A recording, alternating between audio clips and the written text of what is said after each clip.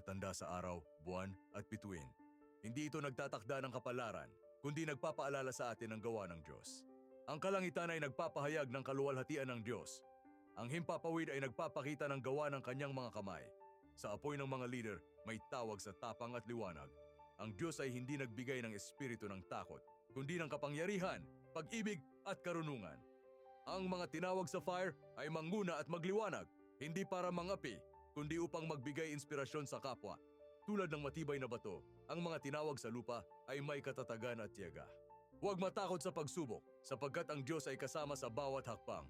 Ano ang pakinabang ng tao kung makamtan niya ang buong sanlibutan, ngunit mapahamak ang kanyang kaluluwa? Ang dila ay may kapangyarihan ng buhay at kamatayan. Ang mga tinawag sa hangin ay magsalita ng may katotohanan. Makinig ng may kababaang loob at ituro ang liwanag sa iba. Mapapalad ang mga mahabagin sapagkat sila'y kahahabagan. Ang pusong malalim ay madaling masaktan, ngunit higit na may kakayahang magmahal. Ang luha ay hindi kahinaan, ito ay bukal ng bagong pangarap. Huwag umasa sa mga tanda, kundi magtiwala sa Diyos ng buong puso.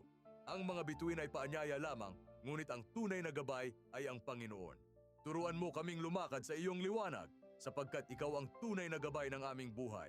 Like and follow, share this message. Please comment your opinion.